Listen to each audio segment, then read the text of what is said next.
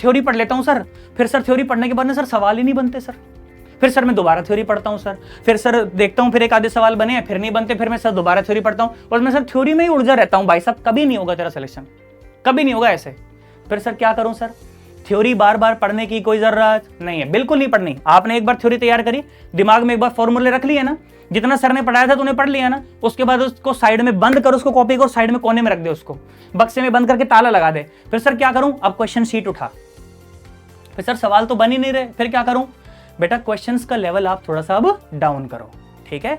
मैं आपको ये कहूं कि छोटा बच्चा है, बिल्कुल छोटा सा बच्चा है ना, बिल्कुल एकदम नन्ना मुन्ना सा, अभी जाके मैंने स्कूल में बिठाया बस उसको अभी, है ना, और उसको मैंने एबीसीडी रटवा दी, बच्चे ने रट ली। मैंने बोला बेटा सुना एबीसीडी, बोला sir A for apple, B for ball, C for cat, D for dog, E for elephant. मैंने कहा ओके, जेड तक सुनाई मैंने, हिंदुस्तान टाइम्स उसके हाथ में दिए, मैं ले पढ़ के सुना।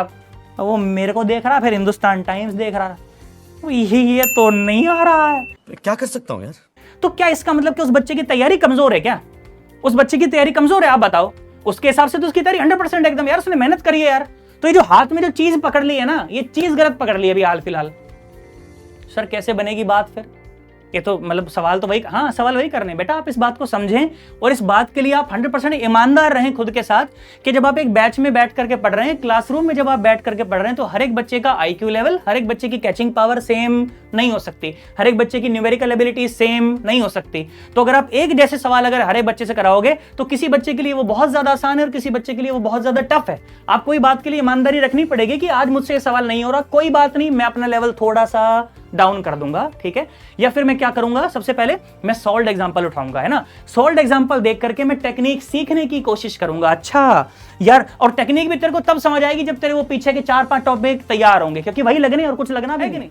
मैं आपको 110%, आप मेरे से अगर स्टैम्प पेपर पर साइन करवाना चाहो ना, मैं आपको स्टैम्प पेपर पर साइन करके दे सकता हूं भाई साहब। अब मैं आपको कोर्ट में खड़ा होकर के मैं गवाही दे सकता हूं आपको ये बात कि अगर आपको ये 4 टॉपिक अगर आपको अच्छे तरीके से आते हैं, आप ये बोल दो मेरे को कि दीपक सर पूछ लो, आप क्या पूछ लोगे, अगर आपको ये 4 टॉपिक ढंग से क्लियर है ना, आपका सिलेक्शन भाई साहब दुनिया में कोई माइकल लाल सिलेक्शन नहीं रोक सकता आपका यू विल गेट 100% सिलेक्टेड भाई साहब। अगर आपको ये 4 चीजें समझ आती हैं तो कोई भी सवाल देख करके नया आपको ना अंदर से ऐसा नहीं लगेगा कि अरे यार ये पता नहीं क्या ही कह रहा है, यार पता नहीं क्या ही गणित यूज कर लेगा।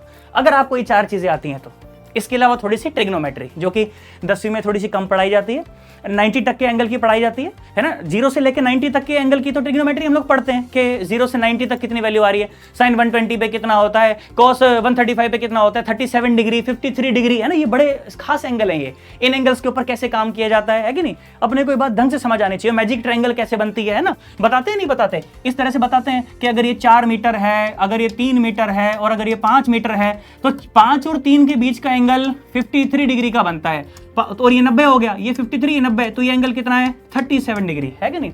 तो ये सब बातें, फिर cos 37 sin 37 cos 53 sin 53, ये सब बातें आप शुरू में ही सीख लो। 1 महीना लगता है इसके अंदर। मैं जब भी कोर्स शुरू करता हूं किसी भी बैच में कभी भी, तो उस टाइम पे मैं फिजिक्स पढ़ाता ही नहीं। बच्चा कहता है सर कौन सा चैप्टर चल रहा है, अबे कोई सा चैप्टर नहीं चल रहा, चैप्टर पढ़ना कैसे सीखना और कुछ लगना भी नहीं है, कुछ भी नहीं लगना। और मैं तेरे को ये बात बता रहा हूं, ठीक है क्या।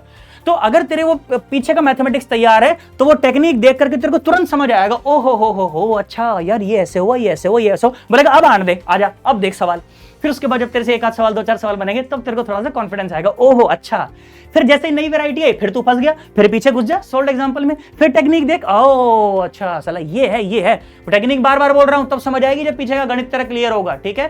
फिर टेक्निक देखी, फिर आजा बोला बांध दे, फिर सवाल निपटाए, ऐसे कर करके फिर हमारा लेवल बढ़ता चला जाएगा।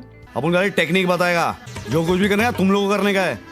बोलो बात समझ आई कि नहीं आई, है कि नहीं। ABCD सीख करके सीधा हिंदुस्तान टाइम पढ़ने की कोई जरूरत नहीं है, ठीक है। थोड़ा धीरे धीरे करके लेवल बढ़ाएंगे, और ये धीरे धीरे करके लेवल बढ़ाने में समय भी लगता है, तो वो समय देना पड़ेगा, वो परसिवरेंस वो होनी पड़ेगी, वो दिमाग में वो कंटिन्यूटी होनी पड़ेगी। आप एक दिन 4 घंटे पढ़ लेते हो, उसके बाद भाई सब 4 दिन तक पढ़ते ही नहीं हो, बोले पढ़ा तो 4 घंटे नहीं सिलेक्शन होगा। फिर कंटिन्यूटी बना करके रखनी पड़ेगी। बोलो बात समझ आ गई।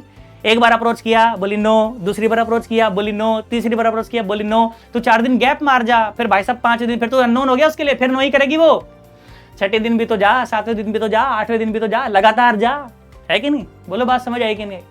110% सोच ले, बहुत बढ़िया साहब। एक बात और भाई साहब, बहुत इंपॉर्टेंट बात, सवाल जब करने बैठो मेरी आपसे हाथ जोड़ करके यहां से सुनो, यहां तक के हाथ जुड़वा लो, यहां तक के हाथ जुड़वा लो मेरे से, देखो यहां तक के हाथ जुड़वा लो।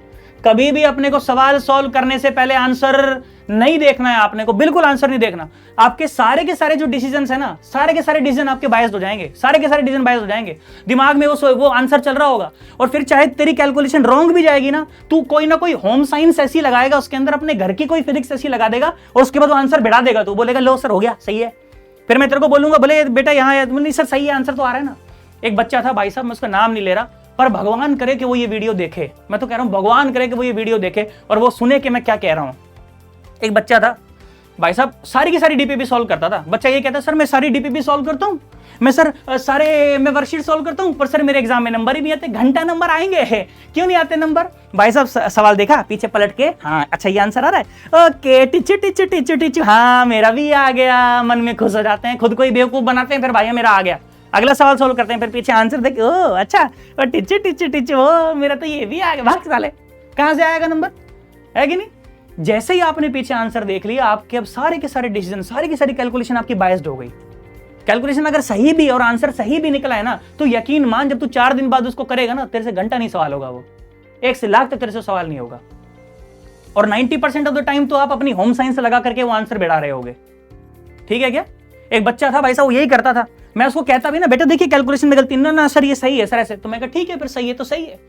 जेईई मेंस में भाई साहब 2019 अटेम्प्ट में -9 नंबर आए थे उसके, -9 नंबर, -9। अब वो इतना सब डिटेल सुन के तो वो समझ ही जाएगा अगर उस बच्चे ने वीडियो देख ली, मेरी बात कर रहा है ये, समझ रहे हो?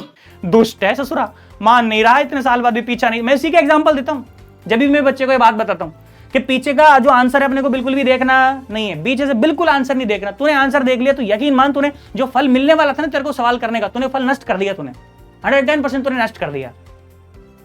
और सबसे इंपॉर्टेंट बात भाई साहब, प्रो टिप है आपकी, प्रो टिप। क्या प्रो टिप है सर? ये प्रो टिप है आपकी। क्या प्रो टिप है?